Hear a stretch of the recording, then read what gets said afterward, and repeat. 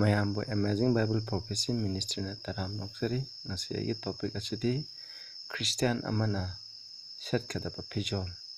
ꯂꯩꯇꯦꯡ ꯑꯗꯨꯒꯤ ꯃꯔꯝꯗ ꯑꯩꯈꯣꯏ ꯕꯥꯏꯕꯜꯗꯒꯤ ꯑꯩꯈꯣꯏ ꯈꯔ ꯌꯦꯡꯃꯤꯟꯅꯁꯤ꯫ ꯃꯁꯤ ꯌꯥꯝ ꯃꯔꯨ ꯑꯣꯏ ꯏꯆꯤꯟꯅꯥꯎꯁꯤꯡ꯫ ꯑꯗꯨꯅ ꯑꯍꯥꯟꯕꯗ ꯑꯩꯈꯣꯏ ꯏꯁꯣꯔꯗ ꯄ꯭ꯔꯊꯅꯥ ꯇꯧꯁꯤ꯫ ꯁꯔꯒꯗ ꯂꯩꯕ ꯏꯄꯥ ꯌꯥꯝ ꯊꯥꯒꯠꯆꯔꯦ, ꯅꯍꯥꯛꯅ ꯕꯥꯏꯕꯜꯗ ꯇꯥꯛꯄꯤꯕꯒꯤ ꯃꯇꯨꯡ ꯏꯟꯅ ꯈ꯭ꯔꯤꯁꯇꯤꯌꯥꯟ ꯑꯣꯏꯕꯁꯤꯡꯅ ꯁꯦꯠꯀꯗꯕ ꯐꯤꯖꯣꯜ ꯑꯁꯤ ꯀꯔꯝꯕ ꯐꯤꯖꯣꯜ ꯁꯦꯠꯀꯅꯤ ꯍꯥꯏꯕꯁꯤꯒꯤ ꯃꯔꯝꯗ ꯑꯩꯈꯣꯏꯅ ꯕꯥꯏꯕꯜꯗꯒꯤ ꯈꯤꯇꯪ ꯅꯩꯅꯒꯗꯧꯔꯦ꯫ ꯃꯁꯤꯗ ꯅꯍꯥꯛꯅ ꯂꯣꯏꯅ ꯄꯤꯌꯨ꯫ ꯑꯩꯅ ꯉꯥꯡꯕ ꯈꯨꯗꯤꯡꯃꯛꯁꯨ ꯅꯍꯥꯛꯀꯤ ꯑꯅꯤꯡꯕꯒꯤ ꯃꯇꯨꯡ ꯏꯟꯅ ꯑꯣꯏꯍꯟꯕꯤꯌꯨ꯫ ꯇꯥꯛꯀꯗꯧꯔꯤꯕ ꯃꯤꯄꯨꯝ ꯈꯨꯗꯤꯡꯃꯛꯁꯨ ꯅꯍꯥꯛꯀꯤ ꯊꯋꯥꯏ ꯑꯁꯦꯡꯕꯅ ꯆꯤꯡꯕꯤꯗꯨꯅ ꯃꯁꯤꯒꯤ ꯄꯔꯥꯁꯦ ꯐꯖꯅ ꯈꯪꯕ ꯑꯣꯏꯍꯟꯕꯤꯌꯨ꯫ ꯄ꯭ꯔꯚꯨ ꯌꯤꯁꯨ ꯈ꯭ꯔꯤꯁꯇꯒꯤ ꯃꯤꯡꯗ ꯈꯨꯔꯨꯝꯖꯔꯤ, ꯑꯥꯃꯦꯟ꯫ ꯏꯆꯤꯟꯅꯥꯎꯁꯥ, ꯑꯩꯈꯣꯏꯒꯤ ꯏꯁꯣꯔꯗꯤ ꯍꯤꯔꯝ ꯈꯨꯗꯤꯡꯃꯛꯇ ꯃꯍꯥꯛꯇꯤ ꯑꯁꯨꯛꯀꯤ ꯃꯇꯤꯛ ꯑꯣꯔꯗꯔ ꯅꯥꯏꯕ, ꯌꯥꯝꯅ ꯂꯨꯕ, ꯅꯥꯟꯕ, ꯐꯖꯕꯗ ꯑꯁꯨꯛꯀꯤ ꯃꯇꯤꯛ ꯍꯔꯥꯎꯕ ꯏꯁꯣꯔꯅꯤ꯫ ꯂꯝꯆꯠ ꯁꯥꯖꯠꯇꯁꯨ ꯑꯁꯨꯛꯀꯤ ꯃꯇꯤꯛ ꯍꯔꯥꯎꯕ ꯏꯁꯣꯔꯅꯤ꯫ ꯑꯗꯨꯅ ꯑꯩꯈꯣꯏꯅ ꯏꯁꯣꯔꯅ ꯀꯔꯝꯕ ꯐꯤꯖꯣꯜ, ꯑꯩꯈꯣꯏ ꯈ꯭ꯔꯤꯁꯇꯤꯌꯥꯟ ꯑꯣꯏꯕ ꯃꯤꯁꯤꯡꯅ ꯀꯔꯝꯕ ꯐꯤꯖꯣꯜ ꯁꯦꯠꯍꯟꯅꯤꯡꯉꯤ, ꯃꯔꯨꯑꯣꯏꯅ ꯅꯨꯄꯤꯁꯤꯡꯅ, ꯍꯥꯏꯕꯁꯤꯒꯤ ꯃꯔꯝꯗ ꯑꯩꯈꯣꯏ ꯌꯦꯡꯃꯤꯟꯅꯁꯤ꯫ ꯑꯍꯥꯟꯕꯗ ꯑꯩ 1 Peter 3:1-6 ꯑꯩꯈꯣꯏ ꯄꯥꯃꯤꯟꯅꯁꯤ꯫ ꯏꯆꯤꯟꯅꯥꯎꯁꯥ, ꯑꯩꯅ ꯃꯁꯤ ꯃꯅꯤꯄꯨꯔꯗꯒꯤ ꯑꯣꯏꯅ ꯄꯥꯖꯔꯛꯀꯦ, ꯃꯔꯝꯗꯤ ꯃꯇꯝꯁꯦ ꯌꯥꯝ ꯂꯧꯗꯅꯤꯡꯉꯥꯏꯒꯤꯗꯃꯛ, ꯑꯗꯨꯒ ꯅꯈꯣꯏꯅ ꯁꯔꯃꯣꯟ ꯗꯤꯁꯀ꯭ꯔꯤꯞꯁꯟꯗꯁꯨ ꯃꯁꯤꯒꯤ ꯃꯔꯝꯗ ꯐꯖꯅ ꯈꯪꯒꯦ ꯍꯥꯏꯔꯒꯗꯤ ꯄꯣꯏꯟꯠ 16 ꯌꯥꯎꯕ ꯑꯩꯅ ꯅꯣꯠ ꯑꯃ ꯂꯤꯡꯛ ꯄꯤꯖꯒꯦ꯫ ꯃꯁꯤ ꯅꯈꯣꯏꯅ ꯐꯖꯅ ꯅꯩꯅꯕꯤꯌꯨ, ꯍꯦꯟꯅ ꯐꯖꯅ ꯈꯪꯅꯤꯡꯉꯥꯏꯒꯤꯗꯃꯛ ꯑꯩ ꯄꯥꯖꯔꯛꯀꯦ, ꯑꯩꯈꯣꯏ ꯄꯥꯃꯤꯟꯅꯁꯤ꯫ ꯃꯇꯧ ꯑꯁꯨꯝꯅ ꯅꯈꯣꯏ ꯅꯨꯄꯤꯁꯥ ꯅꯈꯣꯏꯒꯤ ꯅꯁꯥꯒꯤ ꯃꯄꯨꯔꯣꯏꯕꯁꯤꯡꯒꯤ ꯃꯈꯥ ꯄꯣꯜꯂꯨ꯫ ꯀꯅꯥꯒꯨꯝꯕ ꯃꯄꯨꯔꯣꯏꯕ ꯈꯔꯅ ꯋꯥ ꯑꯗꯨ ꯏꯟꯗ꯭ꯔꯕ ꯐꯥꯎꯕꯗ ꯋꯥ ꯌꯥꯎꯗꯅ ꯃꯈꯣꯏꯒꯤ ꯅꯨꯄꯤꯁꯤꯡꯒꯤ ꯃꯆꯠ ꯃꯇꯧꯅ ꯃꯈꯣꯏꯕꯨ ꯖꯣꯏ ꯇꯧꯅꯅꯕꯅꯤ꯫ ꯃꯁꯤ ꯃꯈꯣꯏꯅ ꯅꯈꯣꯏꯒꯤ ꯀꯤꯕꯒ ꯂꯣꯏꯅꯅ ꯑꯁꯦꯡꯕ ꯂꯝꯆꯠ ꯑꯗꯨ ꯎꯕꯗ ꯑꯣꯏꯊꯣꯛꯀꯅꯤ꯫ ꯅꯈꯣꯏꯒꯤ ꯂꯩꯇꯦꯡꯗꯤ ꯃꯄꯥꯟꯊꯣꯡꯒꯤ ꯁꯝ ꯂꯣꯟꯕꯅ, ꯁꯅꯥ ꯁꯤꯕꯅ ꯑꯃꯁꯨꯡ ꯐꯤꯖꯦꯠ ꯂꯩꯇꯦꯡꯕꯅ ꯑꯣꯏꯗꯁꯅꯨ, ꯑꯗꯨꯕꯨ ꯃꯗꯨꯒꯤ ꯃꯍꯨꯠꯇ ꯅꯈꯣꯏꯒꯤ ꯊꯃꯣꯏꯒꯤ ꯑꯔꯣꯠꯄ ꯃꯤ ꯑꯗꯨ ꯃꯥꯡꯕ ꯂꯩꯇꯕ, ꯄꯨꯛꯅꯤꯡ ꯇꯞꯄ ꯑꯃꯁꯨꯡ ꯄꯨꯛꯅꯤꯡ ꯏꯪꯕꯅ ꯂꯩꯇꯦꯡꯎ꯫ ꯃꯁꯤ ꯏꯁꯣꯔꯒꯤ ꯃꯐꯝꯗ ꯌꯥꯝꯅ ꯃꯃꯜ ꯌꯥꯝꯕꯅꯤ, ꯃꯔꯝꯗꯤ ꯃꯃꯥꯡꯉꯩꯗ ꯏꯁꯣꯔꯕꯨ ꯊꯥꯖꯕꯤ ꯑꯁꯦꯡꯕ ꯅꯨꯄꯤꯁꯤꯡꯅꯁꯨ ꯃꯈꯣꯏ ꯃꯁꯥꯃꯛꯀꯤ ꯃꯄꯨꯔꯣꯏꯕꯒꯤ ꯃꯈꯥ ꯄꯣꯟꯅ ꯂꯩꯗꯨꯅ ꯃꯈꯣꯏ ꯃꯁꯥꯕꯨ ꯂꯩꯇꯦꯡꯖꯔꯝꯃꯤ꯫ ꯄꯥꯈ꯭ꯔꯕ ꯏꯁꯣꯔꯒꯤ ꯋꯥꯍꯩ ꯑꯁꯤꯗ ꯏꯁꯣꯔꯅ ꯕꯣꯔ ꯄꯤꯕ ꯑꯣꯏꯁꯅꯨ ꯏꯆꯤꯟꯅꯥꯎꯁꯤꯡ꯫ ꯃꯁꯤ ꯌꯥꯝ ꯐꯖꯩ, ꯑꯁꯨꯛꯀꯤ ꯃꯇꯤꯛ ꯐꯖꯈ꯭ꯔꯦ꯫ ꯃꯁꯤꯗ ꯍꯥꯏꯔꯤꯕꯁꯦ ꯑꯩꯈꯣꯏꯅ ꯅꯨꯄꯤ ꯑꯣꯏꯕꯁꯤꯡꯗ ꯄꯤꯇꯔꯅ ꯄꯤꯕ ꯄꯥꯎꯇꯥꯛꯅꯤ꯫ ꯅꯈꯣꯏꯒꯤ ꯅꯄꯨꯔꯣꯏꯕꯁꯤꯡꯒꯤ ꯃꯈꯥ ꯄꯣꯟꯗꯨꯅ ꯂꯩꯌꯨ꯫ ꯀꯅꯥꯒꯨꯝꯕ ꯅꯈꯣꯏꯒꯤ ꯅꯄꯨꯔꯣꯏꯕ ꯏꯁꯣꯔ ꯊꯥꯖꯗꯕ ꯂꯩꯔꯕꯁꯨ, ꯃꯈꯣꯏꯅ ꯕꯥꯏꯕꯜꯅ ꯍꯥꯏꯕ, ꯏꯁꯣꯔꯒꯤ ꯋꯥꯍꯩꯅ ꯍꯥꯏꯕ ꯏꯟꯗꯕ ꯇꯥꯔꯒꯁꯨ, ꯅꯈꯣꯏꯒꯤ ꯂꯝꯆꯠ, ꯅꯈꯣꯏꯒꯤ ꯋꯥꯉꯥꯡ ꯁꯉꯥꯡ, ꯅꯈꯣꯏꯒꯤ ꯐꯤꯖꯦꯠ ꯆꯛꯆꯥ, ꯅꯈꯣꯏꯒꯤ ꯂꯝꯆꯠ ꯁꯥꯖꯟꯅ ꯃꯈꯣꯏꯕꯨ ꯖꯣꯏ ꯇꯧꯕ ꯌꯥꯏ ꯍꯥꯏꯅ ꯚꯔꯁ 1ꯗ ꯐꯖꯅ ꯏꯔꯤ꯫ ꯑꯗꯨꯒ ꯃꯈꯣꯏꯅ ꯅꯈꯣꯏꯒꯤ ꯑꯁꯦꯡꯕ ꯑꯗꯨꯒ ꯑꯔꯨꯕ ꯂꯝꯆꯠ ꯁꯥꯖꯠ, ꯑꯗꯨꯒ ꯏꯁꯣꯔꯕꯨ ꯀꯤꯕꯒ ꯂꯣꯏꯅꯅ ꯆꯠꯂꯤꯕ ꯂꯝꯆꯠ ꯑꯗꯨ ꯃꯈꯣꯏꯅ ꯎꯕ ꯃꯇꯝꯗ ꯃꯈꯣꯏꯒꯤ ꯊꯃꯣꯏ ꯖꯣꯏ ꯇꯧꯕ ꯌꯥꯏ ꯍꯥꯏꯕꯅꯤ ꯚꯔꯁ 3ꯗ꯫ ꯑꯗꯨꯅ ꯅꯈꯣꯏꯒꯤ ꯂꯩꯇꯦꯡꯕ, ꯅꯈꯣꯏꯒꯤ ꯐꯤꯖꯦꯠ ꯂꯩꯇꯦꯡ ꯑꯗꯨ ꯑꯩꯈꯣꯏꯅ ꯁꯝ ꯂꯣꯟꯕ, ꯁꯝ ꯕꯤꯟꯗꯤ ꯂꯣꯟꯕ, ꯁꯅꯥ ꯂꯨꯄꯥꯅ ꯂꯩꯇꯦꯡꯕ, ꯃꯦꯀꯞ ꯇꯧꯗꯨꯅ ꯇꯧꯕ, ꯑꯗꯨꯒꯨꯝꯕ ꯑꯣꯏꯒꯅꯨ꯫ ꯐꯤꯔꯣꯜ ꯐꯖꯕ ꯁꯦꯠꯄ ꯑꯗꯨꯅ ꯑꯣꯏꯒꯅꯨ ꯍꯥꯏꯕꯅꯤ꯫ ꯑꯗꯨꯒꯤ ꯃꯍꯨꯠꯇ ꯅꯈꯣꯏꯒꯤ ꯊꯃꯣꯏꯗ ꯂꯩꯔꯤꯕ ꯂꯣꯠꯂꯤꯕ ꯃꯤ ꯑꯗꯨ, ꯃꯔꯨꯑꯣꯏꯅ ꯅꯈꯣꯏꯒꯤ ꯅꯄꯨꯔꯣꯏꯕ, ꯃꯔꯨꯑꯣꯏꯅ ꯏꯁꯣꯔ ꯑꯗꯨ ꯃꯗꯨ ꯑꯣꯏꯍꯜꯂꯨ꯫ "In that which is not corruptible", ꯑꯃꯣꯠꯄ ꯅꯥꯏꯗꯕ ꯑꯗꯨꯒꯨꯝꯕꯗꯨ ꯑꯣꯏꯍꯟꯕꯤꯌꯨ꯫ ꯑꯗꯨꯒ ꯈ꯭ꯋꯥꯏꯗꯒꯤ ꯅꯨꯄꯤ ꯑꯃꯅ ꯚꯔꯁ 4ꯗ ꯍꯥꯏꯔꯤꯕꯁꯦ, ꯅꯨꯄꯤ ꯑꯃꯅ ꯈ꯭ꯋꯥꯏꯗꯒꯤ ꯍꯦꯟꯅ ꯊꯤꯖꯒꯗꯕꯁꯦ ꯁꯅꯥ ꯂꯨꯄꯥꯅ, ꯃꯦꯀꯞꯅ, ꯑꯗꯨꯒ ꯑꯥꯏꯕ꯭ꯔꯨ ꯁꯪꯗꯨꯅ, ꯁꯝ ꯂꯣꯟꯗꯨꯅ ꯐꯖꯍꯟꯕꯒꯤ ꯃꯍꯨꯠꯇ ꯌꯥꯝꯅ ꯏꯪ ꯇꯞꯄ, ꯌꯥꯝꯅ ꯋꯥꯉꯥꯡ ꯁꯉꯥꯡ ꯌꯥꯝꯅ ꯏꯪ ꯇꯞꯄꯤ, ꯌꯥꯝꯅ ꯂꯤꯔꯤ ꯈꯣꯏꯔꯤꯕꯤ, ꯑꯗꯨꯒ ꯌꯥꯝꯅ ꯅꯣꯂꯨꯛꯄꯤ, ꯑꯗꯨꯒ ꯏꯁꯣꯔꯒꯤ ꯂꯝꯆꯠ ꯆꯦꯟꯕꯤ, ꯑꯗꯨꯒꯨꯝꯕ ꯅꯨꯄꯤ ꯑꯗꯨꯅ ꯑꯣꯏꯌꯨ ꯍꯥꯏꯕꯅꯤ꯫ ꯃꯁꯤ ꯏꯁꯣꯔꯒꯤ ꯃꯤꯠꯌꯦꯡꯗ ꯌꯥꯝꯅ ꯃꯃꯜ ꯌꯥꯝꯃꯤ꯫ ꯁꯅꯥ ꯂꯨꯄꯥꯅ ꯑꯩꯈꯣꯏꯒꯤ ꯃꯄꯥꯟꯊꯣꯡꯒꯤ ꯐꯤꯖꯦꯠ ꯂꯩꯇꯦꯡꯅ ꯑꯩꯈꯣꯏꯒꯤ ꯁꯛ ꯐꯖꯅꯤꯡꯉꯥꯏꯒꯤ ꯍꯣꯠꯅꯕꯗꯨ, ꯑꯗꯨꯒꯤ ꯃꯍꯨꯠꯇ ꯏꯁꯣꯔꯅ ꯈ꯭ꯋꯥꯏꯗꯒꯤ ꯄꯥꯝꯕꯗꯤ ꯂꯝꯆꯠ ꯁꯥꯖꯠ ꯏꯪ ꯇꯞꯄꯤ, ꯑꯁꯨꯛꯀꯤ ꯃꯇꯤꯛ ꯃꯤꯕꯨ ꯄꯤꯖ ꯄꯤꯊꯛ ꯐꯖꯕꯤ ꯑꯁꯨꯛꯀꯤ ꯃꯇꯤꯛ ꯅꯣꯂꯨꯛꯄꯤ ꯑꯗꯨꯒꯨꯝꯕ ꯂꯝꯆꯠ ꯑꯗꯨꯅ ꯍꯦꯟꯅ ꯃꯃꯜ ꯌꯥꯝꯃꯤ ꯍꯥꯏꯕꯅꯤ ꯏꯆꯤꯟꯅꯥꯎꯁꯥ ꯑꯩꯈꯣꯏꯅ ꯃꯇꯝ ꯈꯨꯗꯤꯡꯗ ꯈ꯭ꯔꯤꯁꯇꯥꯟ ꯑꯣꯏꯕ ꯑꯩꯈꯣꯏꯅ ꯈꯟꯒꯗꯕꯁꯤꯅꯤ ꯈ꯭ꯔꯤꯁꯇꯥꯟ ꯑꯣꯏꯕ ꯏꯆꯦ ꯏꯆꯟꯁꯤꯡꯅ ꯏꯃꯥ ꯏꯗꯣꯟꯁꯤꯡꯅ ꯈꯟꯒꯗꯕꯁꯨ ꯃꯁꯤꯅꯦꯕ ꯑꯩꯈꯣꯏꯒꯤ ꯂꯝꯆꯠꯁꯦ ꯃꯁꯤꯅꯤ ꯑꯩꯈꯣꯏꯅ ꯉꯥꯡꯊꯣꯔꯛꯄ ꯋꯥꯍꯩ ꯑꯗꯨꯅ ꯃꯤꯒꯤ ꯑꯩꯈꯣꯏꯒꯤ ꯊꯃꯣꯏꯕꯨ ꯖꯣꯏ ꯇꯧꯕ ꯑꯣꯏꯕ ꯉꯝꯒꯗꯕꯅꯤ ꯃꯔꯨꯑꯣꯏꯅ ꯑꯩꯈꯣꯏꯒꯤ ꯂꯩꯃꯤꯟꯅꯔꯤꯕ ꯑꯩꯈꯣꯏꯒꯤ ꯅꯨꯄꯥꯁꯤꯡꯒꯤ ꯑꯗꯨ ꯑꯣꯏꯒꯗꯕꯅꯤ ꯍꯥꯏꯕꯅꯤ ꯑꯁꯨꯃꯥꯏꯅ ꯊꯥꯏꯅ ꯚꯔꯁ 5 ꯍꯥꯏ ꯑꯁꯨꯃꯥꯏꯅ ꯊꯥꯏꯅ ꯃꯃꯥꯡꯉꯩꯗꯁꯨ ꯏꯁꯣꯔꯒꯤ ꯃꯤꯁꯤꯡꯅ ꯏꯁꯣꯔ ꯀꯤꯕꯤ ꯑꯁꯦꯡꯕ ꯅꯨꯄꯤꯁꯤꯡꯅ ꯃꯈꯣꯏꯒꯤ ꯃꯄꯨꯔꯣꯏꯕꯁꯤꯡꯒꯤ ꯃꯈꯥ ꯄꯣꯟꯗꯨꯅ ꯑꯐꯕ ꯂꯝꯆꯠ ꯁꯥꯖꯠ ꯎꯠꯇꯨꯅ ꯊꯛꯁꯤ ꯈꯥꯁꯤ ꯎꯠꯇꯨꯅ ꯃꯄꯨꯔꯣꯏꯕꯒꯤ ꯁꯦꯕꯥ ꯇꯧꯗꯨꯅ ꯂꯩꯔꯝꯃꯤ ꯍꯥꯏꯅ ꯑꯗꯨꯒ ꯚꯔꯁ 6ꯇꯁꯨ ꯁꯥꯔꯥꯅꯁꯨ ꯃꯍꯥꯛꯀꯤ ꯃꯄꯨꯔꯣꯏꯕ ꯑꯕ꯭ꯔꯥꯍꯥꯝꯅ ꯍꯥꯏꯕꯗꯨ ꯎꯠꯂꯤ ꯑꯕ꯭ꯔꯥꯍꯥꯝꯕꯨ ꯏꯁꯣꯔ ꯃꯄꯨ ꯍꯥꯏꯅ ꯀꯧꯏ ꯍꯥꯏꯅ ꯚꯔꯁ 6ꯇ ꯍꯥꯏ ꯑꯗꯨꯅ ꯑꯩꯈꯣꯏꯁꯨ ꯁꯔꯥꯏꯒꯤ ꯃꯆꯥꯁꯤꯡꯅꯤ ꯑꯁꯨꯃꯥꯏꯅ ꯇꯧꯗꯨꯅ ꯑꯩꯈꯣꯏꯁꯨ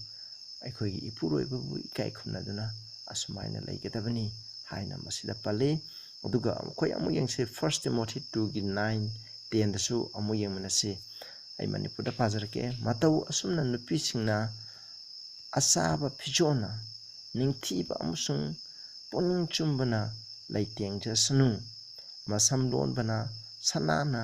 ꯃꯅꯤ ꯃꯨꯛꯇꯥꯅ ꯅꯠꯇ꯭ꯔꯒ ꯃꯃꯜ ꯌꯥꯝꯕ ꯐꯤꯅ ꯂꯩꯇꯦꯡꯂꯣꯏꯗꯕꯅꯤ ꯃꯗꯨꯒꯤ ꯃꯍꯨꯠꯇ ꯏꯁꯣꯔ ꯀꯤꯕꯤꯅꯤ ꯍꯥꯏꯔꯤꯕ ꯅꯨꯄꯤꯁꯤꯡꯒꯤꯗꯃꯛ ꯃꯇꯤꯛ ꯆꯥꯕꯒꯨꯝꯅ ꯑꯐꯕ ꯊꯕꯛꯅ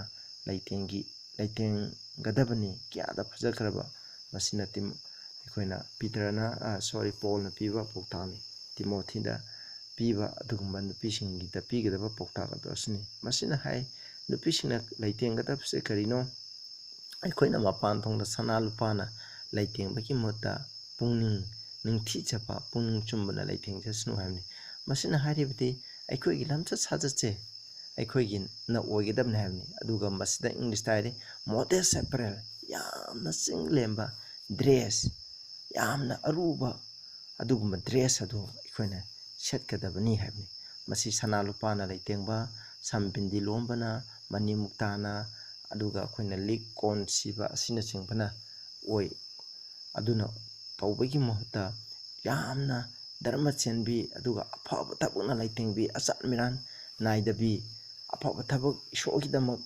ꯑꯐꯕ ꯊꯕꯛ ꯃꯤꯉꯣꯟꯗ ꯁꯦꯕꯥ ꯇꯧꯕꯤꯒꯟꯕꯤ ꯑꯗꯨꯒꯨꯝꯕꯗꯨꯅ ꯍꯦꯟꯅ ꯂꯩꯇꯦꯡꯒꯗꯕꯅꯤ ꯐꯤꯖꯦꯠꯄꯨꯗꯤ ꯂꯝꯆꯠꯅ ꯍꯦꯟꯅ ꯃꯔꯨꯅꯤ ꯋꯥꯉꯥꯡ ꯁꯉꯥꯡꯅ ꯍꯦꯟꯅ ꯃꯔꯨꯅꯤ ꯍꯥꯏꯅ ꯃꯁꯤꯗ ꯌꯥꯝꯅ ꯄꯜꯂꯤ ꯑꯗꯨꯒ ꯑꯃꯨꯛ ꯑꯩꯈꯣꯏꯅ ꯌꯦꯡꯁꯤ ꯍꯧꯖꯤꯛꯀꯤ ꯃꯇꯝꯗ ꯅꯨꯄꯤꯁꯤꯡꯅ ꯑꯩꯈꯣꯏꯅ ꯖꯤꯟ ꯁꯦꯠꯄ ꯌꯥꯕ꯭ꯔꯥ ꯈꯣꯡꯒ꯭ꯔꯥꯎ ꯁꯦꯠꯄ ꯌꯥꯕ꯭ꯔꯥ ꯍꯥꯏꯕꯁꯦ ꯃꯁꯤꯒꯤ ꯃꯔꯝꯗ ꯑꯩꯈꯣꯏꯅ ꯌꯦꯡꯁꯤ ꯊꯥꯏꯅ ꯃꯃꯥꯡꯉꯩꯗ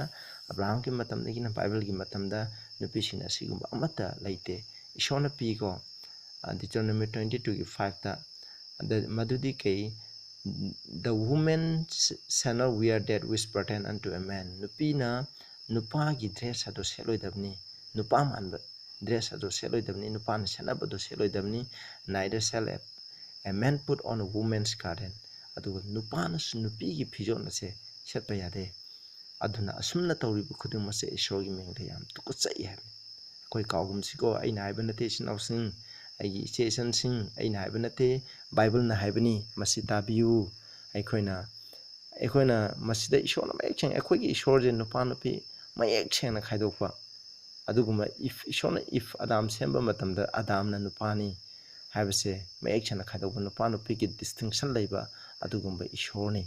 ꯃꯗꯨꯅ ꯅꯨꯄꯤ ꯑꯃꯅ ꯗ꯭ꯔꯦꯁ ꯁꯦꯠꯄ ꯃꯇꯝꯗ ꯅꯨꯄꯥ ꯃꯥꯟꯕ ꯗ꯭ꯔꯦꯁ ꯅꯨꯄꯥꯒꯤ ꯌꯦꯡꯕ ꯃꯇꯝꯗ ꯅꯨꯄꯥ ꯃꯥꯜꯍꯟꯕ ꯁꯛꯇꯝ ꯁꯝ ꯑꯣꯏꯔꯁꯨ ꯅꯨꯄꯥꯒꯤ ꯁꯝ ꯀꯛꯄ ꯑꯁꯤꯒꯨꯝꯕꯁꯦ ꯏꯁꯣꯔꯅ ꯁꯨꯡꯌꯥ ꯌꯥꯗꯦ ꯑꯗꯨ ꯅꯨꯄꯥꯅꯁꯨ ꯍꯧꯖꯤꯛꯀꯤ ꯃꯇꯝꯗꯗꯤ ꯍꯣꯃꯣ ꯁꯥꯕꯤ ꯑꯗꯨꯅ ꯅꯨꯄꯥꯅ ꯅꯨꯄꯤ ꯁꯥꯕꯤ ꯌꯥꯝ ꯂꯩ ꯑꯁꯤꯒꯨꯝꯕꯁꯦ ꯏꯁꯣꯔꯒꯤ ꯃꯤꯠꯌꯦꯡꯗ ꯑꯁꯨꯛꯀꯤ ꯃꯇꯤꯛ ꯇꯨꯀꯠꯆꯕꯅꯤ ꯑꯗꯨꯅ ꯑꯩꯈꯣꯏꯅ ꯀꯩꯗꯧꯅꯨꯡꯗ ꯑꯩꯈꯣꯏꯅ ꯁꯦꯠꯂꯣꯏꯗꯕꯅꯤ ꯍꯥꯏꯕꯁꯤ ꯃꯁꯤꯅꯤ ꯃꯁꯤꯒꯤ ꯃꯔꯝꯗ ꯅꯈꯣꯏꯅ ꯀꯣꯏꯁꯟ ꯀꯌꯥ ꯍꯪꯅꯕ ꯌꯥꯏ ꯅꯈꯣꯏ ꯀꯃꯦꯟꯗ ꯄꯤꯕꯤꯌꯨ ꯑꯩꯈꯣꯏ ꯍꯧꯖꯤꯛ ꯌꯦꯡꯁꯤ ꯑꯩꯈꯣꯏꯅ 1 Timothy 2ꯒꯤ 1, 9, 10ꯗ ꯍꯥꯏꯕꯒꯤ ꯃꯇꯨꯡꯏꯟꯅ ꯑꯩꯈꯣꯏꯅ ꯃꯣꯗꯦꯁ ꯑꯦꯄꯔꯦꯜ ꯍꯥꯏꯕꯗꯤ ꯃꯣꯗꯦꯁ ꯗ꯭ꯔꯦꯁ ꯌꯥꯝꯅ ꯆꯤꯡꯂꯦꯝꯕꯤ ꯗ꯭ꯔꯦꯁ ꯑꯁꯤ ꯀꯔꯤꯅꯣ ꯍꯥꯏꯕꯁꯤ ꯑꯩꯈꯣꯏꯅ ꯕꯥꯏꯕꯜꯗꯒꯤ ꯄ꯭ꯔꯤꯟꯁꯤꯄꯜ ꯑꯃ ꯌꯦꯡꯁꯤ John 21ꯒꯤ 7ꯗ ꯑꯩꯈꯣꯏꯅ ꯄ꯭ꯔꯚꯨ ꯌꯤꯁꯨꯅ ꯁꯤꯕꯗ ꯍꯤꯡꯈꯠꯂꯦ ꯑꯗꯨꯅ ꯄꯤꯇꯔꯅ ꯖꯣꯟꯅꯦ ꯃꯈꯣꯏ ꯁꯦꯕꯣꯛꯁꯤꯡꯅ ꯑꯩꯈꯣꯏꯅ ꯁꯤ ꯑꯣꯐ ꯒꯥꯂꯤꯂꯤꯗ ꯃꯈꯣꯏꯅ ꯉꯥ ꯐꯥꯗꯨꯅ ꯂꯩꯔꯝꯃꯤ ꯑꯗꯨ ꯃꯇꯝꯗ ꯉꯥ ꯂꯛꯇ꯭ꯔꯕ ꯃꯇꯝꯗ ꯑꯩꯈꯣꯏꯅ ꯄ꯭ꯔꯚꯨꯅ ꯃꯈꯣꯏꯗ ꯍꯥꯏ ꯁꯣꯝ ꯅꯥꯀꯟꯗ ꯂꯪꯉꯨ ꯍꯥꯏ ꯃꯈꯣꯏ ꯄ꯭ꯔꯚꯨꯅꯦꯗꯤ ꯈꯪꯗꯦ ꯑꯗꯨ ꯂꯪꯉꯦ ꯂꯪꯕ ꯃꯇꯝꯗ ꯉꯥ ꯂꯧꯕ ꯉꯝꯗ꯭ꯔꯦ ꯑꯗꯨ ꯃꯇꯝꯗ ꯄ꯭ꯔꯚꯨ ꯖꯤꯁꯨ ꯈ꯭ꯔꯤꯁꯅ ꯃꯈꯣꯏꯒꯤ ꯃꯅꯥꯛꯇ ꯆꯪꯉꯛꯄ ꯎꯕ ꯃꯇꯝꯗ ꯖꯣꯟ ꯍꯥꯏ ꯄꯤꯇꯔ ꯃꯁꯤꯗꯤ ꯑꯩꯈꯣꯏꯒꯤ ꯄ꯭ꯔꯚꯨꯅꯤ ꯍꯥꯏ ꯑꯗꯨ ꯃꯇꯝꯗ ꯄꯤꯇꯔꯅ ꯍꯥꯏꯀꯣ ꯃꯁꯤꯗ ꯏꯠ ꯏꯁ ꯗ ꯂꯣꯔꯗ ꯍꯥꯏ now when Simon Peter heard that it was the Lord ꯃꯄꯨ ꯄ꯭ꯔꯚꯨꯅꯤ ꯃꯈꯣꯏꯒꯤ ꯄ꯭ꯔꯚꯨꯅꯤ ꯍꯥꯏꯕꯗꯨ ꯇꯥꯕ ꯃꯇꯝꯗ he got his fisher's coat ꯃꯍꯥꯛꯀꯤ ꯉꯥ ꯐꯥꯕꯒꯤ ꯐꯤꯖꯣꯜ ꯑꯗꯨ ꯃꯍꯥꯛꯅ ꯁꯦꯠꯆꯠꯂꯝꯃꯦ and for he was naked maramdi mahak phijon thonglamde did cast himself into the sea mahak samudada haibni tasengna masida Peter je naked way haibdi ma phi amata thongdre haibdi nate masida haibdi mahaki masida ikoina naked haibgi athri mahana mahaki makhagi akoina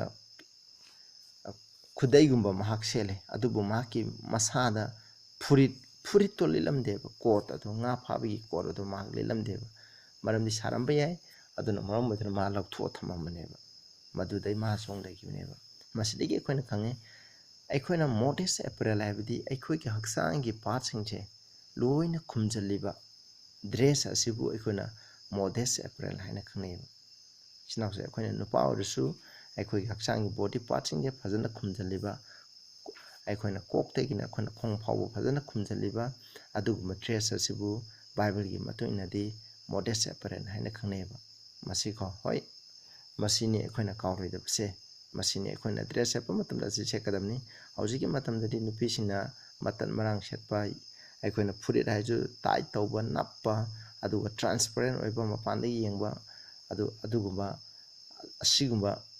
याम सेले अदो अखोइना fashion गी ओइबा ताइंगपाम गी ओइना अने हाइबा मसाजे असिगुम्बा सिंग असे अखोइना सेपिरोइदबनी मसि ईश्वरगी ममांगदा याम तुकुसे पीटरना फावबा नुपानी महाक फावबना महाकी फी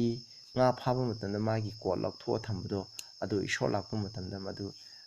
फी थोंगदबनी नेकेने हाइदना माना खुरमी अदुमाइ तौदना अखोइना तौगदबनी church चपा मतंदसु अखोइना यारिङैदि खुदांग चोनबी लेटपा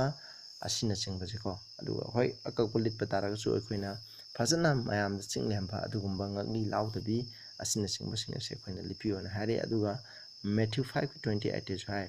अखोइना नुपीसिंगना dress सेपा मतंदा हाय मसिदा हाइबगी मतुना प्रभुना अखोइना नुपी अमदा सुमतपगा लोइना फत्तबा तौनिंगबगा लोइना अखोइना मिहौबगा लोइना अखोइना lust तौनिंगबा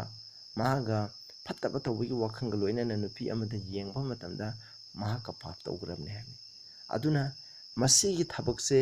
अखोइना नुपीसिना माना सेलिबा dress असिना जुको चातबा ड्रेस येंगबा माकी हक्सांगी पार्टसिंग असे फजना उहनबा अदुगुम्बा अखोइना मतत मरांग लिटपा असिना नुपासिना उबा मतमदा मखोइगी थमोइदा लस मिहौ मखोइदा फत्तबा तौनिंगबगी वखल अदो पोहटलाइबा अदुदादे अदुगुम्बा ड्रेस अदो सेलिबा नुपी अदो पाप सेनबनी ईश्वरना महाकु खंडेम तौगनी मरमदि महाकी ड्रेस अदुना अतोपा मी अमबु पाप ताहलेबा अदुगुम्बा ड्रेस ओ सेरोइदबनी होय क्रिश्चियन ओइबा मिसिना नुपी इसे इचन सिंगना सेटपीगदबसे मसी खलगा येंगदबने अइना सेलिबा ड्रेस असिना खनागो नुपाना उरकांदा मागी थमोइदा फत्तबा फाउनगदरा फाउलोइदरा हाइबसे अखोइना खंगदबनी मरोइना ईश्वरगी चर्च चपा मतमददि अखोइना खोइ ट्रेडिशन की ड्रेसिंग सेपा याय खोइ मैतै सिंगी फत्तबा ड्रेस के अमरुम लै असिगुम्बा सेपा कैसु कायदे पाप लैते सिनावसिंग देव कर्मदा अखोइना मतंगी मतुइना ड्रेस सेपा कैसु कायदे मसी पाप लैते टाइंगपाना पुथोरकपा अफबा ड्रेस अखोइ हक्सांबु फुल्ली कवर तौबा अदुगा यामना टाइट ओइबसु अखोइना सेटलोइदबने मरमदि ड्रेस हाइबसि ड्रेस सेटपा हाइबसि का अखोइ हक्सांग फबगा मरि लेने यामना टाइट ओइबा सेट तारगदि केदोबा मसी अखोइना ई सेलनदेबा अदुगा सीजन की मतुंग इनसु अखोइना सेकदबनेबा कालेन थाइगी मतमदि अखोइना खरा नुंगाइबा अखोइना खरा होप लाउबा अखोइना कॉटन की फी हाइरजु अखोइगी वेदर का सानाबा अदु अखोइना सेटकदबनी मधुना मरम ओइरगा मिंगोंदसु पाप तु ताहलोइदबा यामना अफब ड्रेस असे सेकदबनी नुपासिंगदि ड्रेस की मनमदा थोइदोना अकाइबा लेते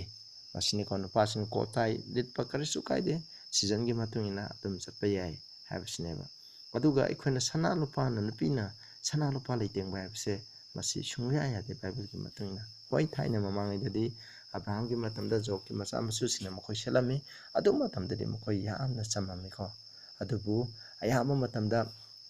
ꯀꯔꯤꯒꯤꯗꯃꯛ ꯏꯁꯣꯔꯅ ꯖꯦꯋꯦꯂꯔꯤ ꯁꯦꯠꯄꯁꯦ ꯌꯥꯗꯕꯅꯣ ꯍꯥꯏꯕꯁꯦ ꯑꯩꯈꯣꯏ ꯈꯔ ꯌꯦꯡꯃꯤꯟꯅꯁꯤ ꯕꯥꯏꯕꯜꯗꯒꯤꯁꯨ ꯑꯩꯈꯣꯏꯅ ꯌꯦꯡꯃꯤꯟꯅꯁꯤ ꯃꯁꯤ ꯊꯥꯏꯅ ꯃꯃꯥꯡꯗ ꯖꯦꯋꯦꯂꯔꯤ ꯍꯥꯏꯕꯁꯦ ꯑꯩꯈꯣꯏꯅ ꯃꯤꯅꯥꯏꯒꯨꯝꯕꯅ ꯃꯈꯣꯏꯁꯦ ꯃꯤꯅꯥꯏꯅꯤ ꯍꯥꯏꯕꯁꯦ ꯈꯪꯅꯤꯡꯉꯥꯏꯒꯤꯗꯃꯛ ꯃꯈꯣꯏꯗ ꯁꯅꯥ ꯂꯨꯄꯥꯗ ꯁꯦꯜꯂꯝꯃꯦ ꯍꯥꯏ ꯃꯤꯅꯥꯏꯒ ꯃꯄꯨꯒꯁꯦ ꯈꯪꯅꯤꯡꯉꯥꯏꯒꯤꯗꯃꯛ ꯑꯗꯨꯒꯨꯝꯕ ꯁꯤꯜꯂꯝꯃꯤ ꯑꯗꯨꯗꯒꯤ ꯁꯨꯝ ꯆꯥꯎꯈꯤꯗꯨꯅ ꯂꯥꯏ ꯃꯨꯔꯇꯤ ꯂꯥꯠꯄꯁꯤꯡꯅ ꯍꯥꯏꯕꯗꯤ ꯍꯦꯗꯟꯒꯤ ꯃꯤꯁꯤꯡꯅ ꯕꯥꯜ ꯈꯨꯔꯨꯝꯕ ꯅꯨꯃꯤꯠꯀꯤ ꯂꯥꯏ ꯈꯨꯔꯨꯝꯕ ꯃꯤꯁꯤꯡꯅ ꯃꯁꯤ ꯁꯅꯥ ꯂꯨꯄꯥꯅ ꯂꯩꯇꯦꯡꯕꯒꯤ ꯊꯧꯔꯝꯁꯦ ꯃꯈꯣꯏ ꯁꯤꯜꯂꯝꯃꯦꯕ ꯑꯩꯈꯣꯏ ꯁꯨꯝ ꯌꯦꯡꯃꯤꯟꯅꯁꯤꯀꯣ ꯏꯆꯤꯟ ꯏꯅꯥꯎꯁꯤꯡ ꯃꯁꯤ ꯌꯥꯝ ꯁꯥꯡꯒꯗꯕ ꯇꯣꯄꯤꯛꯅꯤ ꯑꯗꯨꯕꯨ ꯑꯩꯅ ꯌꯥꯝ ꯁꯥꯡꯗꯅꯤꯡꯉꯥꯏ ꯇꯦꯟꯖꯅꯤꯡꯉꯥꯏ ꯖꯦꯅꯦꯁꯤꯁ 35:4ꯗꯁꯨ ꯍꯥꯏ ꯖꯦꯀꯣꯕꯅ ꯖꯦꯀꯣꯕꯇ ꯃꯥꯒꯤ ꯅꯨꯄꯤꯁꯤꯡ ꯍꯥꯏꯗꯤ ꯑꯩꯈꯣꯏꯅ ꯔꯦꯆꯦꯜ ꯂꯩꯔꯦ ꯑꯗꯨꯒ ꯂꯤꯌꯥ ꯃꯈꯣꯏꯅ ꯃꯍꯥꯛꯀꯤ ꯃꯤꯅꯥꯏ ꯅꯨꯄꯤꯁꯤꯡ ꯃꯈꯣꯏꯅ ꯖꯦꯀꯣꯕꯇ ꯃꯈꯣꯏꯒꯤ ꯁ꯭ꯇ꯭ꯔꯦꯟ ꯒꯣꯗ ꯃꯈꯣꯏꯅ ꯂꯥꯏ ꯃꯨꯔꯇꯤꯁꯤꯡ ꯑꯗꯨꯒ ꯃꯈꯣꯏꯒꯤ ꯏꯌꯔꯔꯤꯡꯁꯤꯡ ꯍꯥꯏꯀꯣ all their earrings which were in their ears ꯃꯈꯣꯏꯒꯤ ꯃꯅꯥꯀꯣꯡꯗ ꯁꯤꯔꯝꯕ ꯑꯩꯈꯣꯏ ꯏꯌꯔꯔꯤꯡ ꯃꯈꯩꯗꯣ ꯖꯦꯀꯣꯕꯇ ꯄꯤꯔꯝꯃꯤ ꯑꯗꯨꯒ ꯑꯣꯛ ꯇ꯭ꯔꯤ ꯑꯃꯒꯤ ꯃꯈꯥꯗ ꯑꯩꯈꯣꯏꯅ ꯁꯤꯀꯦꯝ ꯍꯥꯏꯔꯤꯕ ꯃꯐꯝ ꯑꯁꯤꯗ ꯂꯣꯠꯁꯤꯟꯗꯨꯅ ꯊꯝꯃꯝꯃꯤ ꯍꯥꯏ ꯃꯁꯤ ꯊꯥꯏꯅ ꯃꯃꯥꯡꯗ ꯁꯤꯟꯅꯔꯝꯃꯤ ꯑꯗꯨꯒ ꯑꯃꯨꯛ ꯀꯅꯥꯅ ꯑꯩꯈꯣꯏꯅ ꯁꯅꯥ ꯂꯨꯄꯥ ꯑꯗꯨꯒ ꯂꯤꯛ ꯀꯣꯟꯁꯦ ꯀꯅꯥꯅ ꯁꯤꯕ꯭ꯔꯥ ꯍꯥꯏꯕꯁꯦ ꯑꯩꯈꯣꯏ ꯌꯦꯡꯁꯤ ꯃꯁꯤ ꯍꯣꯁꯦꯌꯥ 2:13 ꯍꯥꯏ ꯏꯖꯔꯦꯜꯒꯤ ꯅꯨꯄꯤꯁꯤꯡ ꯃꯔꯨꯑꯣꯏꯅ ꯏꯖꯔꯦꯜꯗ ꯃꯁꯤ ꯄꯤꯕꯅꯤ ꯃꯈꯣꯏꯒꯤ ꯅꯨꯄꯤꯁꯤꯡ ꯍꯥꯏꯕ ꯏꯟꯗꯕꯤꯁꯤꯡ ꯃꯗꯨꯗ ꯍꯥꯏꯕꯅꯤ ꯂꯝꯀꯦꯠ ꯂꯝꯉꯥꯏꯕꯤꯁꯤꯡ ꯑꯗꯨꯗ ꯏꯖꯔꯦꯜ ꯃꯁꯥꯡꯁꯤꯡꯗ ꯍꯥꯏ ꯑꯩꯅ I will visit upon her the days of Baalimꯒꯤ ꯃꯇꯝꯗ ꯑꯩꯅ ꯃꯍꯥꯛꯄꯨ ꯚꯤꯖꯤꯠ ꯇꯧꯒꯅꯤ wherein she burn incense to them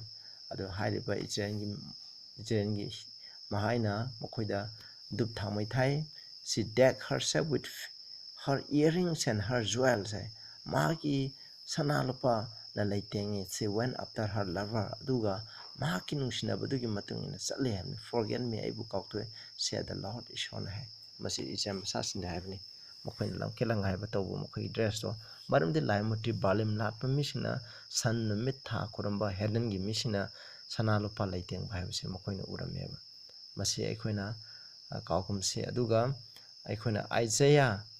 3:16-18 24 ꯅꯈꯣꯏꯅ ꯃꯁꯤꯗ ꯄꯥꯕꯤꯌꯨ ꯑꯩ ꯄꯥꯖꯔꯔꯣꯏꯒꯦ ꯏꯆꯤꯟꯅꯥꯎꯁꯤꯡ ꯃꯁꯤꯗꯁꯨ ꯑꯩꯈꯣꯏꯅ ꯑꯣꯛꯇꯕꯤ ꯅꯨꯄꯤꯁꯤꯡ ꯑꯗꯨꯒ ꯃꯉꯛ ꯀꯟꯕꯤ ꯅꯨꯄꯤꯁꯤꯡꯅ ꯃꯈꯣꯏꯅ ꯂꯤꯛ ꯀꯣꯟ ꯁꯅꯥ ꯂꯨꯄꯥ ꯈꯣꯡꯖꯤ ꯑꯗꯨꯒ ꯃꯈꯣꯏꯗ ꯕꯤꯟꯗꯤ ꯂꯣꯟꯕ ꯑꯁꯤꯅ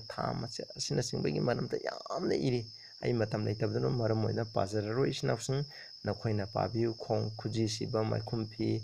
ꯑꯗꯨ ꯈ꯭ꯋꯥꯡꯁꯦꯠ ꯑꯗꯨ ꯈꯨꯗꯣꯞ ꯅꯥꯁꯤꯀꯥꯁꯤꯡꯀꯣ ꯑꯁꯤꯅꯆꯤꯡꯕꯒꯤ ꯃꯔꯝꯗ ꯌꯥꯝꯅ ꯍꯥꯏꯔꯤ ꯑꯗꯨꯅ ꯏꯁꯣꯔꯅ ꯑꯁꯤꯒꯨꯝꯕ ꯃꯤꯁꯤꯡ ꯑꯁꯦ ꯏꯁꯣꯔꯅ ꯄꯥꯝꯗꯦ ꯏꯁꯣꯔꯅ ꯇꯨꯀꯠꯆꯩ ꯃꯈꯣꯏꯀꯣ ꯑꯗꯨꯒ ꯃꯈꯣꯏꯁꯦ ꯃꯅꯝ ꯅꯨꯡꯁꯤꯕ ꯃꯅꯝꯒꯤ ꯃꯍꯨꯠꯇ ꯑꯄꯨꯝꯕ ꯃꯅꯝ ꯂꯩꯒꯅꯤ ꯍꯥꯏ ꯃꯈꯣꯏ ꯃꯁꯤ ꯏꯁꯣꯔꯅ ꯍꯥꯏꯕꯅꯤ ꯐꯖꯅ ꯁꯝ ꯍꯧꯕꯒꯤ ꯃꯍꯨꯠꯇ ꯀꯣꯛ ꯇꯥꯡꯕ ꯑꯅꯥꯕ ꯐꯤꯒꯤ ꯃꯍꯨꯠꯇ ꯕꯣꯔꯥ ꯐꯤ ꯁꯦꯠꯄ ꯐꯠꯇꯕꯒꯤ ꯃꯍꯨꯠꯇ ꯃꯩꯅ ꯆꯥꯛꯄ ꯍꯥꯏꯅ ꯏꯁꯣꯔꯅ ꯑꯁꯨꯝꯅ ꯄꯤꯕꯤꯔꯤ ꯃꯁꯤꯒꯤ ꯄꯔꯥꯁꯦ ꯅꯈꯣꯏ ꯐꯖꯅ ꯄꯥꯕꯤꯌꯨ ꯑꯩ ꯄꯥꯖꯔꯔꯣꯏ ꯅꯈꯣꯏ ꯍꯟꯖꯟꯅ ꯄꯥꯕꯤꯌꯨ ꯑꯩꯈꯣꯏꯅ ꯏꯁꯥꯌꯥ 3:16-18-24ꯁꯦ ꯃꯁꯤꯗ ꯑꯀꯟꯕ ꯋꯥꯔꯅꯤꯡ ꯄꯤꯔꯤ ꯏꯁꯣꯔꯅ ꯄꯥꯝꯗꯕ ꯗ꯭ꯔꯦꯁꯁꯤꯡ ꯁꯅꯥ ꯂꯨꯄꯥ ꯑꯩꯈꯣꯏꯅ ꯍꯧꯖꯤꯛ ꯄ꯭ꯔꯤꯊꯤꯕꯤꯗ ꯇꯧꯅꯔꯤꯕꯁꯦ ꯃꯁꯤꯒꯤ ꯃꯔꯝꯗ ꯌꯥꯝꯅ ꯏꯔꯤ ꯑꯗꯨꯒ ꯅꯝꯕꯔ 31:50ꯗꯁꯨ ꯍꯥꯏ ꯏꯖꯔꯦꯜ ꯃꯆꯥꯁꯤꯡꯅ ꯏꯖꯤꯞꯇꯒꯤ ꯄꯨꯊꯣꯔꯛꯑꯦ ꯏꯖꯤꯞꯇ ꯂꯩꯕ ꯃꯤꯁꯤꯡꯅ ꯂꯥꯏ ꯃꯨꯔꯇꯤ ꯂꯥꯠꯄꯅꯤ ꯃꯈꯣꯏꯁꯦ ꯑꯩꯈꯣꯏꯅ ꯁꯟ ꯈꯨꯔꯨꯝꯕꯁꯦ ꯃꯈꯣꯏꯗꯒꯤ ꯍꯧꯕꯅꯤ ꯑꯩꯈꯣꯏꯅ ꯃꯣꯜꯇꯟ ꯀꯥꯞꯀ ꯑꯩꯈꯣꯏꯅ ꯑꯦꯛꯁꯣꯗꯁ 31ꯗ ꯅꯈꯣꯏꯅ ꯎꯔꯗꯤ ꯈꯪꯒꯅꯤ ꯑꯥꯔꯣꯟꯅ ꯁꯅꯥ ꯂꯨꯄꯥ ꯃꯈꯣꯏꯅ ꯇꯧꯔꯒ ꯁꯅꯥꯒ ꯈꯨꯔꯝꯗꯅ ꯇꯧꯍꯜꯂꯤꯕꯗꯣ ꯃꯗꯨꯗꯒꯤ ꯏꯌꯔꯔꯤꯡ ꯁꯤꯕꯁꯤ ꯏꯁꯣꯔꯅꯁꯨ ꯌꯥꯍꯟꯈꯤꯗ꯭ꯔꯕꯅꯤ ꯏꯁꯣꯔꯒꯤ ꯃꯤꯁꯤꯡꯅ ꯃꯗꯨꯒꯤ ꯃꯥꯟꯅ ꯈꯔ ꯁꯤꯔꯝꯕ ꯂꯩ ꯑꯗꯨꯒꯤ ꯃꯇꯨꯡꯗꯗꯤ ꯃꯈꯣꯏꯅ ꯁꯤꯔꯤꯕ ꯏꯌꯔꯔꯤꯡꯁꯤꯡꯁꯤꯅ ꯍꯦꯗꯟꯒꯤ ꯃꯇꯧꯗꯣ ꯇꯝꯃꯛꯄ ꯃꯗꯨꯅꯤꯀꯣ ꯑꯗꯨꯅ ꯃꯈꯣꯏꯅ ꯏꯁꯣꯔꯗ ꯑꯣꯐꯔꯤꯡ ꯀꯠꯄ ꯃꯇꯝꯗ ꯃꯤꯄꯨꯝ ꯈꯨꯗꯤꯡꯃꯛꯅ ꯃꯈꯣꯏꯅ ꯁꯅꯥꯒꯤ ꯑꯩꯈꯣꯏꯅ ꯂꯤꯛ ꯑꯗꯨ ꯈꯨꯗꯣꯞ ꯑꯗꯨꯒ ꯃꯈꯣꯏꯒꯤ ꯃꯅꯥꯀꯣꯡ ꯁꯤꯅꯕ ꯈꯨꯗꯤꯡꯃꯛꯇꯣ ꯏꯁꯣꯔꯒꯤ ꯂꯥꯏꯁꯪ ꯁꯥꯅꯤꯡꯉꯥꯏꯒꯤꯗꯃꯛ ꯃꯈꯣꯏꯅ ꯀꯠꯂꯤ ꯍꯥꯏ ꯃꯁꯤꯅ ꯇꯥꯛꯄꯗꯤ ꯃꯈꯣꯏꯒꯤ ꯁꯅꯥ ꯂꯨꯄꯥꯁꯤꯡꯁꯦ ꯀꯗꯥꯏꯗꯅꯣ ꯏꯖꯤꯞꯇꯒꯤ ꯃꯈꯣꯏꯅ ꯋꯥꯏꯔꯒ ꯃꯈꯣꯏꯒꯤ ꯌꯨꯝꯂꯣꯟꯅꯕꯁꯤꯡꯗꯒꯤ ꯋꯥꯏꯔꯒ ꯄꯨꯔꯛꯄ ꯉꯥꯛꯇꯅꯦꯕ ꯑꯗꯨꯒ ꯑꯩꯈꯣꯏ ꯌꯦꯡꯁꯤꯀꯣ ꯑꯗꯨꯒ ꯑꯣꯛꯇꯕꯤ ꯅꯨꯄꯤꯁꯤꯡꯅꯀꯣ ꯃꯁꯤ ꯁꯅꯥ ꯂꯨꯄꯥ ꯂꯩꯇꯦꯡꯕ ꯇꯧꯔꯤꯕ ꯃꯌꯥꯝꯁꯦ ꯑꯣꯛꯇꯕꯤ ꯅꯨꯄꯤꯁꯤꯡꯅ ꯃꯁꯤ ꯇꯧꯔꯝꯃꯤ ꯊꯥꯏꯅ ꯃꯃꯥꯡꯗ ꯃꯈꯣꯏꯁꯦ ꯑꯣꯛꯇꯕꯤ ꯅꯨꯄꯤꯅꯤ ꯍꯥꯏꯕꯁꯦ ꯈꯪꯅꯤꯡꯉꯥꯏꯒꯤꯗꯃꯛ ꯃꯈꯣꯏꯒꯤ ꯂꯤꯛ ꯀꯣꯟ ꯑꯗꯨꯒ ꯃꯃꯥꯏꯗ ꯁꯪꯕ ꯑꯩꯈꯣꯏꯅ ꯑꯥꯏꯕ꯭ꯔꯨ ꯁꯪꯕ ꯃꯃꯥꯏꯗ ꯄꯦꯟ ꯇꯧꯕ ꯑꯁꯤꯅꯆꯤꯡꯕꯁꯤꯅ ꯑꯩꯈꯣꯏ ꯌꯦꯡꯁꯤ 2 Kings 9:30ꯗ Jezebelna kaidobra yenguna. When Jehu was come to Jezreel, Jezebel heard of it. Jehu la have tabdu Jezreel. She painted her face.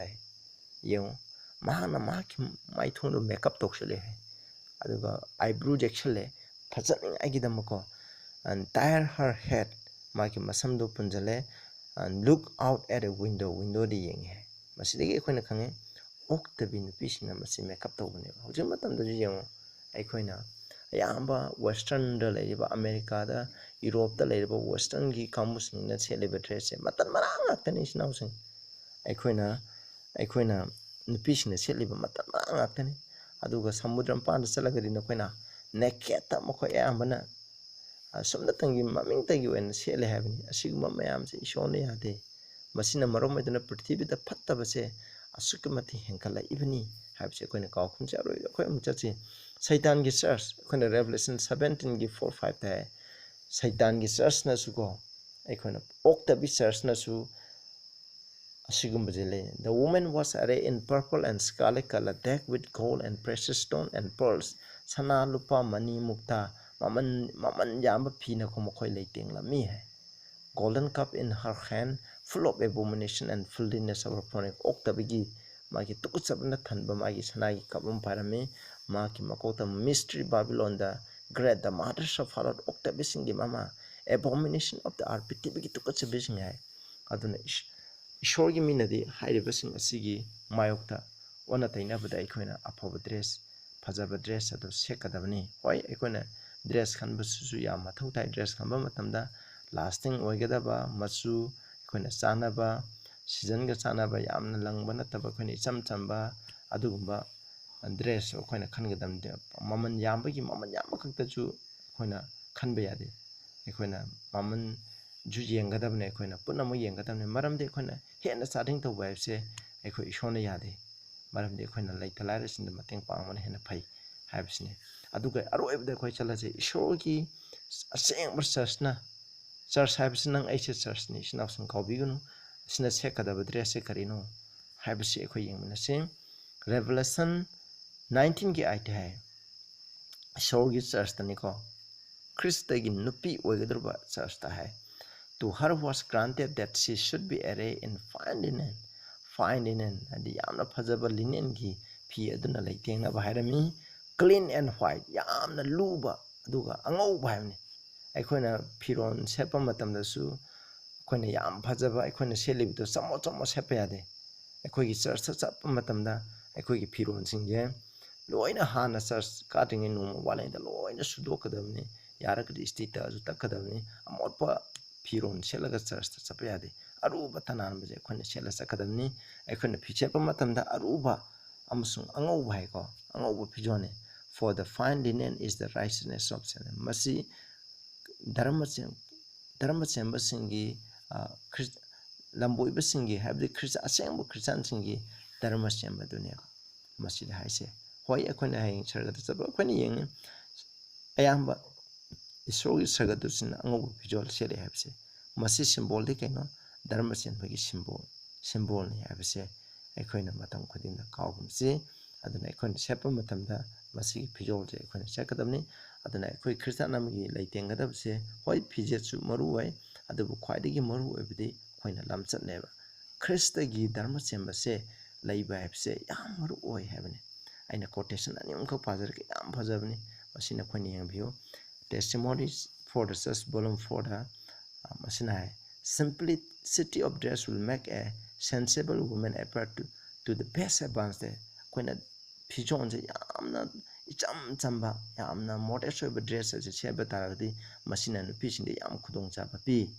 we just of a person character by the style of dress worn koina mi amagi lamchat aise mana celebrate dress aduna mi adugi lamchat taeba oktabi nu pina oktabigi lamchat magi dress o selakani yamna ithak irangda tawbi nu pina magi phijon je matat marangi oiba ithak irangi oiba setkani mamaida lipstick taigini aduga koina kajal je kani aduga eyebrow sanganeba adu icham chambe minadi icham chamba dress aikoina makeup yaudani icham chana phadaba dress sekani gaudi apparent betray vanity and weakness aduna yamna maman tamba sana lupa na litengba ꯌꯥꯝꯅ ꯑꯁꯤꯒꯨꯝꯕ ꯐꯤꯖꯣꯜ ꯑꯁꯤꯅ ꯀꯥꯟꯅꯗꯕꯅꯤ ꯃꯁꯤꯅ ꯁꯣꯜꯂꯤ ꯑꯦ modes high godly woman will dress modestly yamna chinglembi yamna dharma sembi nupina yamna magi lamchat adugi matuna dress ase selakane aduna masi nupi je karamba nupano nupino habse yingbo matana seliba dress adugi matuna magi lamchat se tang khai ma khangane koina matamda koina kawrobdin ko a refined taste a cultivated mind will be revealed in the choice of simple and appropriate attire ꯑꯩꯈꯣꯏꯒꯤ ꯂꯝꯆꯠꯁꯦ ꯏꯁꯣꯔꯗ ꯌꯥꯝꯅ ꯀꯤꯕꯤ ꯑꯗꯨꯒ ꯑꯩꯈꯣꯏꯒꯤ ꯄꯨꯛꯅꯤꯡꯁꯦ ꯌꯥꯝꯅ ꯑꯩꯈꯣꯏꯅ ꯏꯁꯣꯔꯗ ꯌꯥꯝꯅ ꯊꯥꯖꯗꯨꯅ ꯂꯩꯕ ꯑꯗꯨꯒꯨꯝꯕ ꯑꯣꯏꯇꯥꯔꯗꯤ ꯃꯁꯤ ꯃꯥꯒꯤ ꯈꯜꯂꯤꯕ